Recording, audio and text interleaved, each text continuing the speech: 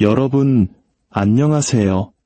돈, 권력, 그리고 역사가 충돌하는 곳, 금융역사학자에 오신 것을 환영합니다. 오늘 우리가 파헤칠 인물은 단순히 경제학을 바꾼 게 아닙니다. 이 사람은 정부가 공포와 권력, 그리고 돈을 생각하는 방식 자체를 바꿔버렸죠. 그의 이름은 존 메이너드 케인스. 그는 정치인도 흔한 의미의 혁명가도 아니었습니다. 그는 훨씬 더 희귀한 존재였죠. 바로 절망에 빠진 국가들에게 돈을 쓰는 법을 가르쳐 절망에서 빠져나오게 한 남자였습니다. 수세기 동안 빚은 죄악이었습니다. 재정 적자는 도덕적 실패로 여겨졌죠. 균형 잡힌 예산이야말로 정직한 통치의 상징, 일종의 재정적 순결 같은 것이었습니다. 하지만 케인스는 이 도덕의 판을 완전히 뒤집어 버렸습니다. 그는 정부에게 말했죠. 힘든 시기에 돈을 쓰는 것은 무모한 짓이 아니라 오히려 책임감 있는 행동이라고요. 그는 빚을 의무처럼, 그리고 저축을 이기적인 행위처럼 들리게 만들었습니다. 그렇게 함으로써 그는 자본주의의 논리회로 자체를 다시 연결해버렸습니다. 오늘 이 이야기가 여러분의 지갑과 세상을 보는 눈에 새로운 통찰력을 심어줄 거라고 확신합니다. 그러니 이 지혜로운 여정에 동참하고 싶다면 지금 바로 구독 버튼을 눌러주세요. 여러분의 갓생을 위한 첫 번째 투자가 될 겁니다. 이야기는 대공황의 잿더미 속에서 시작됩니다. 1930년의 세상을 상상해보세요.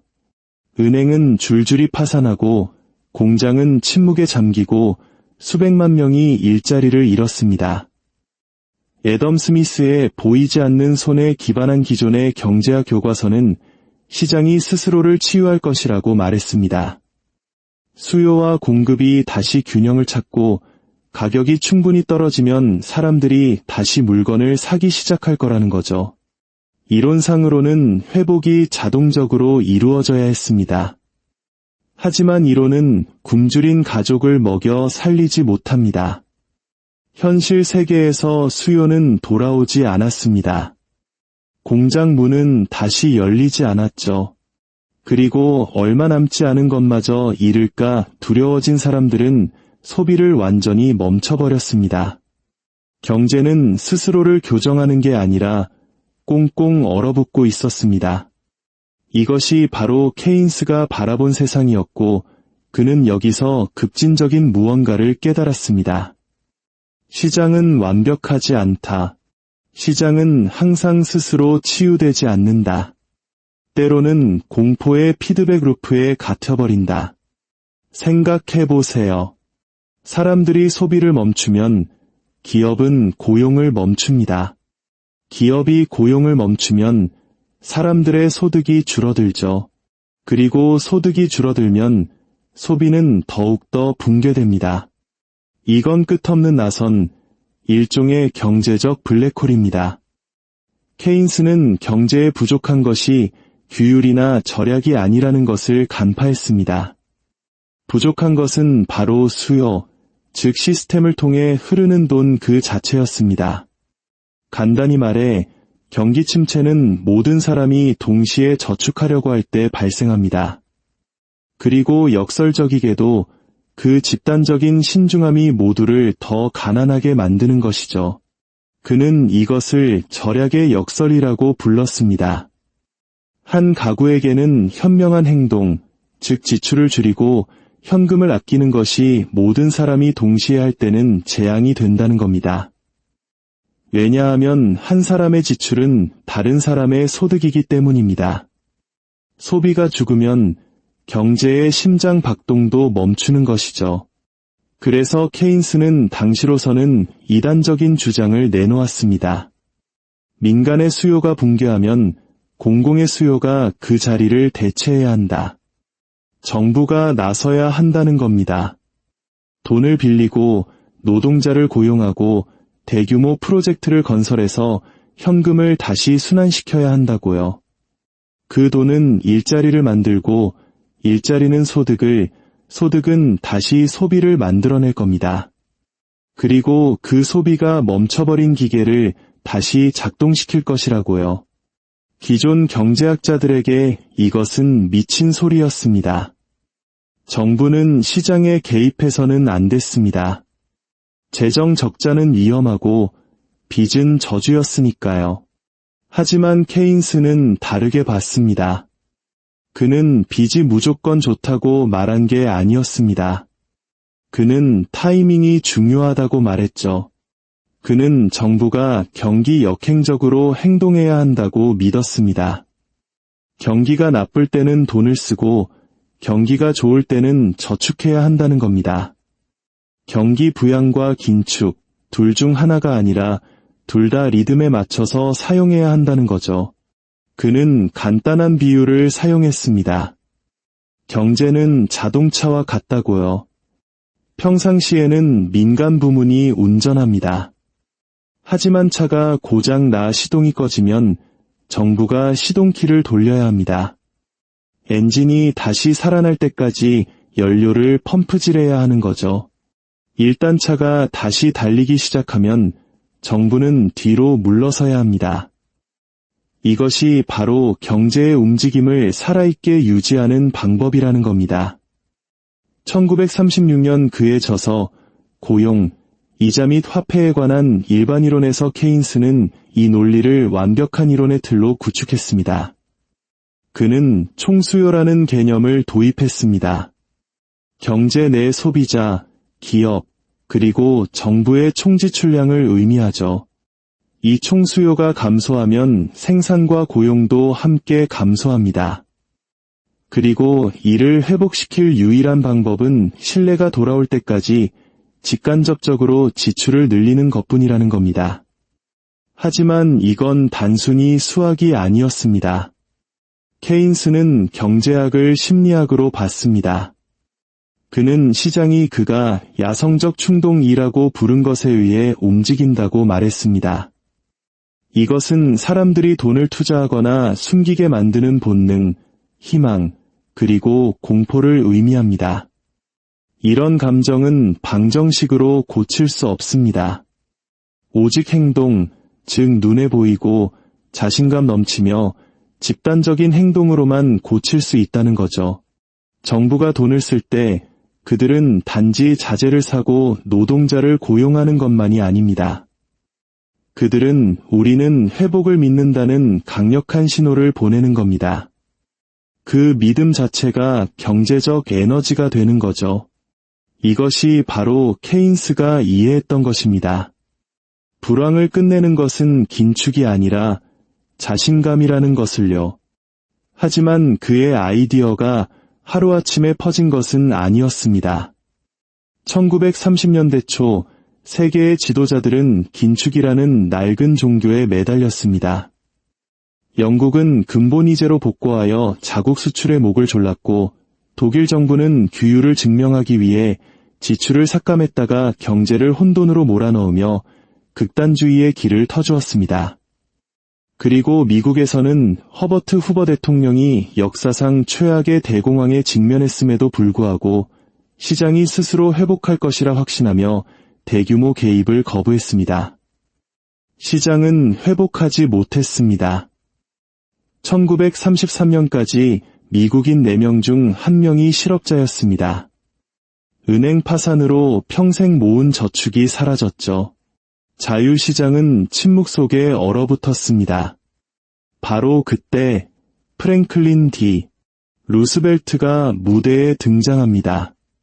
경제학자는 아니었지만 그의 본능이 케인스의 논리와 일치했던 정치인이었죠. 그는 아직 그것을 케인스주의라고 부르지는 않았지만 아이디어는 같았습니다. 공포가 사람들로 하여금 소비를 멈추게 할 때 정부가 그들을 대신해서 소비해야 한다는 것. 루스벨트의 뉴딜 정책은 단일 프로그램이 아니었습니다. 그것은 하나의 철학이었죠. 테네시강 유역개발공사나 후버댐 같은 거대한 공공사업 프로젝트는 수백만 명을 고용했습니다. 공공사업진흥청은 예술가, 교사, 건설 노동자들을 고용했죠. 정부는 국가 최대의 고객이 되어 경제의 혈관에 직접 임금을 주입했습니다. 그리고 천천히 효과가 나타났습니다. 수요가 돌아왔고 자신감이 살아났습니다. 1930년대 후반, 미국은 아직 완전히 치유되지는 않았지만 회복하고 있었습니다. 하지만 케인스의 아이디어를 논쟁의 여지 없이 증명하기 위해서는 훨씬 더 거대하고 어두운 무언가가 필요했습니다. 바로 전쟁이었습니다. 제2차 세계대전이 발발하자 전 세계 정부들은 케인스가 촉구했던 바로 그 일을 했습니다. 주저없이 돈을 썼죠. 공장들은 소비재가 아닌 탱크, 군함, 비행기를 만들기 위해 다시 문을 열었습니다. 정부는 경기 부양을 위해서가 아니라 생존을 위해 막대한 빚을 냈습니다.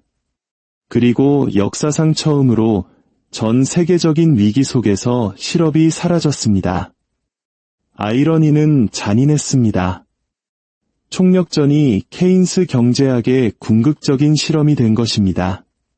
그리고 그것은 성공했습니다. 생산은 급증했고 소득은 올랐습니다. 폭탄이 떨어지는 와중에도 경제는 다시 활기를 띠었습니다.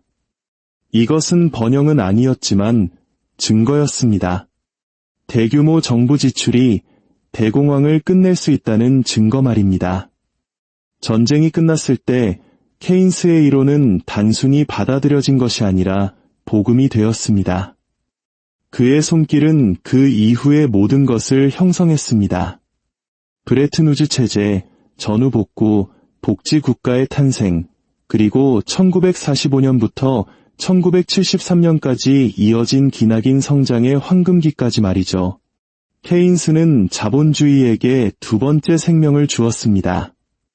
정부에 의해 관리되고 정책에 의해 균형을 맞추며 번영은 긴축이 아니라 움직임 속에서 발견된다는 생각에 의해 인도되는 새로운 삶으로. 하지만 모든 위대한 아이디어처럼 여기에도 숨겨진 대가가 있었습니다.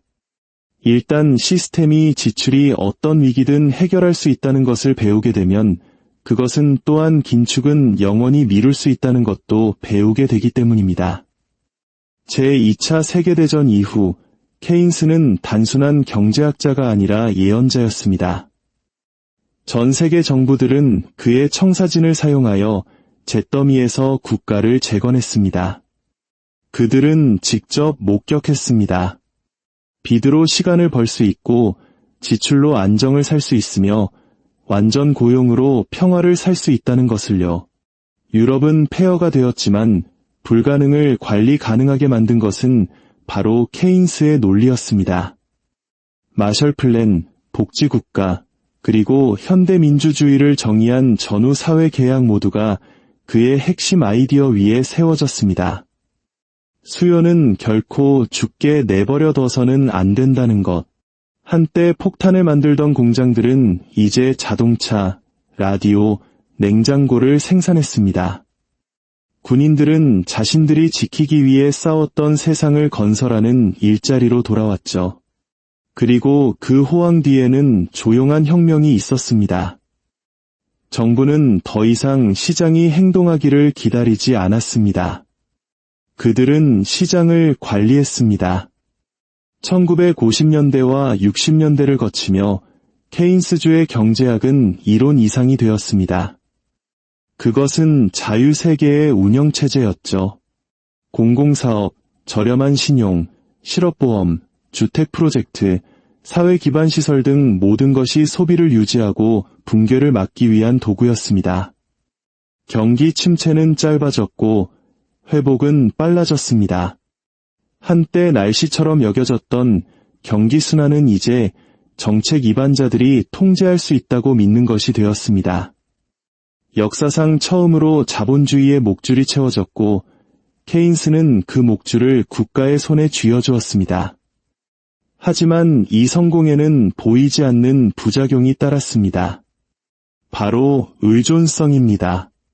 정부가 경기 침체를 완화하기 위해 지출을 더 많이 사용할수록 멈추기는 더 어려워졌습니다. 정치인들은 유권자들이 경기 부양의 느낌은 좋아하지만 저축의 규율은 좋아하지 않는다는 것을 발견했죠. 경기가 좋을 때 정부가 흑자를 내야 한다는 케인스의 황금률은 편리하게 잊혀졌습니다. 그리고 1960년대 후반 무언가 변하기 시작했습니다. 한때 자본주의를 안정시켰던 기계가 과열되기 시작한 겁니다. 물가가 오르기 시작했고 임금이 뒤따랐습니다. 성장과 인플레이션 사이에 아슬아슬한 균형이 무너지기 시작했죠. 그리고 1970년대 오일 쇼크가 닥쳤을 때 세계는 케인스식 통제의 한계를 배우게 되었습니다. 스태그플레이션, 즉 높은 인플레이션과 높은 실업률이 동시에 발생하는 현상은 일어나서는 안 되는 일이었습니다. 케인스 이론에 따르면 그 둘은 정반대의 관계였으니까요. 하지만 유가가 그 논리를 산산조각 냈습니다. 경제는 현금으로 넘쳐났지만 에너지는 굶주렸습니다. 기계는 동기화를 잃었죠. 정부들은 위기에서 벗어나기 위해 돈을 쓰려고 했지만 이번에는 지출이 물가를 악화시킬 뿐이었습니다. 신뢰는 무너졌고 케인스에 대한 믿음은 희미해지기 시작했습니다. 바로 그때 새로운 학파가 등장했습니다. 밀턴 프리드먼과 시카고 학파가 이끄는 통화주의였죠. 그들은 과도한 정부 개입이 시장을 왜곡했다고 비난했습니다. 그들은 인플레이션이 언제 어디서나 화폐적 현상이라고 주장했습니다. 다시 말해 너무 적은 상품을 너무 많은 돈이 쫓는 현상이라는 거죠. 한동안 케인스는 죽은 것처럼 보였습니다. 하지만 경제이론은 죽지 않습니다. 돌연변이를 일으킬 뿐이죠. 1980년대에 세계가 긴축, 규제 완화, 긴축 통화로 돌아섰을 때에도 정부가 개입할 수 있고 개입해야 한다는 케인스의 핵심 아이디어는 결코 사라지지 않았습니다. 그저 조용히 다음 위기를 기다리고 있었을 뿐입니다. 그 위기는 2008년에 찾아왔습니다. 전 세계 시장이 탐욕의 무게에 짓눌려 붕괴했을 때 낡은 반사신경이 돌아왔습니다. 수십 년 동안 재정 긴축을 설교했던 바로 그 정부들이 갑자기 지출의 힘을 재발견했습니다. 구제금융, 경기 부양책, 양적 완화, 모두 케인스의 원래 각본이 변형이었지만 그가 상상조차 할 수 없었던 규모였습니다. 수조 달러가 인쇄되었고 이자율은 제로로 떨어졌습니다. 중앙은행은 더 이상 경제를 안내하는 존재가 아니라 경제 그 자체가 되었습니다. 그리고 다시 한번 처음에는 효과가 있었습니다. 시스템은 붕괴하지 않았고 신뢰는 돌아왔으며 시장은 급등했습니다. 하지만 그 회복은 케인스가 결코 계획하지 않았던 새로운 종류의 불균형을 드러냈습니다.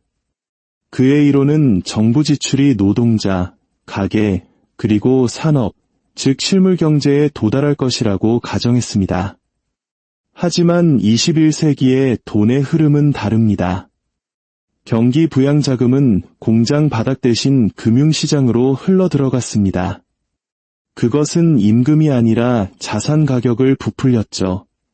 우리에게 너무나 익숙한 이야기 아닙니까? 이 돈은 월스트리트로 그리고 강남 아파트로 흘러들어갔습니다. 주식은 올랐고 부동산은 폭등했으며 불평등은 폭발했습니다. 소위 벼락거지라는 신조어가 탄생한 순간이었죠. 정부는 엔진을 다시 시동 거는 법을 배웠지만 이제는 시스템의 엉뚱한 쪽에 터보차저를 달고 있었습니다. 그리고 팬데믹이 닥쳤습니다. 케인스는 다시 한번 부활했습니다. 이번에는 가장 순수한 형태로요. 정부들은 망설이지 않았습니다. 그들은 아무도 가능하다고 생각하지 않았던 속도로 빚을 내고 돈을 썼습니다. 재난지원금은 은행 계좌로 직접 꽂혔고 중앙은행은 하룻밤 사이에 수조 달러를 찍어냈습니다. 이것은 절제 없는 케인스주의, 즉 재정적 아드레날린에 대한 전 지구적 실험이었습니다. 잠시 동안은 마법처럼 느껴졌습니다. 실업률은 급락했고 시장은 사상 최고치를 경신했습니다. 세상이 멈춰섰음에도 경제는 살아있는 것처럼 보였죠. 하지만 곧 청구서가 도착했습니다. 인플레이션이 다시 포효했고 공급망은 무너졌습니다. 그리고 다시 한번 정부들은 같은 딜레마에 직면했습니다. 시스템을 구한 치료제가 시스템을 약화시켰다는 것. 케인스는 자본주의를 안정시키기 위한 도구를 설계했습니다. 하지만 그 도구가 시스템 그 자체가 되면 어떻게 될까요? 오늘날 일반이론 이후 거의 한 세기가 지난 지금 케인스의 논리는 어디에나 있습니다. 그리고 그것이 바로 문제입니다. 성장이 둔화될 때마다 정부는 같은 레버를 당깁니다. 부양하고 빌리고 쓰고 부풀리고 반복합니다. 하지만 각각의 구조는 경제를 조금 더 의존적으로, 조금 더 레버리지에 의존하게, 그리고 조금 더 취약하게 만듭니다. 국가는 더 이상 최후의 대부자가 아닙니다. 최초의 대부자, 그리고 종종 유일한 대부자가 되었습니다. 현대 정치인들은 케인스주의를 그 한계 없이 사용하는 법을 배웠습니다. 그들은 호황기에도 불황기에도 적자를 냅니다. 그들은 안정을 위해서가 아니라 권력을 유지하기 위해 돈을 씁니다. 케인스가 상상했던 균형, 즉 번영 속의 규율과 이기 속의 지원은 정책으로 이장한 영구적인 부양책으로 대체되었습니다. 그럼에도 불구하고 그의 총명함은 여전히 빛납니다. 케인스는 정부에게 백지 수표를 준 것이 아니라 거울을 주었습니다. 그는 경제학이 단지 수학이나 돈이 아니라는 것을 보여주었습니다. 그것은 심리학, 믿음, 신뢰의 문제라는 것을요. 사람들이 미래에 대한 신뢰를 잃으면 소비를 멈추고 소비를 멈추면 경제는 죽습니다.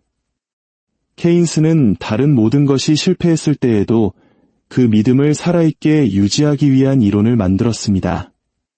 하지만 여기 소름 끼치는 진실이 있습니다. 현대 세계는 경계 없는 믿음 위에서 돌아갑니다. 케인스가 구한 바로 그 시스템이 그의 약을 중독으로 바꿔버렸습니다. 위기가 닥칠 때마다 우리는 돈을 씁니다. 그리고 돈을 쓸 때마다 고통에 대한 역치는 낮아집니다. 오늘날 시장은 경기 침체를 두려워하지 않습니다. 그들은 금단 증상을 두려워합니다. 케인스는 장기적으로 보면 우리는 모두 죽는다고 말했습니다. 그는 이것을 도전의 의미로 말했습니다. 정부가 보이지 않는 손이 사람들이 견딜 수 없는 것을 고쳐주기를 기다려서는 안 된다는 뜻이었죠. 하지만 시간이 지나면서 그것은 다른 것이 되었습니다. 바로 변명이요. 끝없이 빌리고 결과를 미래로 미루고 영원히 단기적으로 살아가기 위한 면허증이 된 것입니다. 그리고 그것이 바로 존 메이너드 케인스의 아이러니입니다. 그는 자본주의를 파괴하지 않았습니다. 그는 그것을 구했습니다. 몇 번이고 반복해서요. 하지만 그것을 구함으로써 그는 또한 그것을 유한하고 의존적이며 취약하게 만들었습니다. 정부에게 돈 쓰는 법을 가르친 남자는 또한 그들에게 절제를 잇는 법을 가르쳤습니다. 오늘 이야기가 여러분의 통찰력에 새로운 관점을 더했다면 구독 버튼 잊지 마세요. 역사는 언제나 답을 알고 있습니다. 제가 그 답을 찾는 길을 보여드리겠습니다.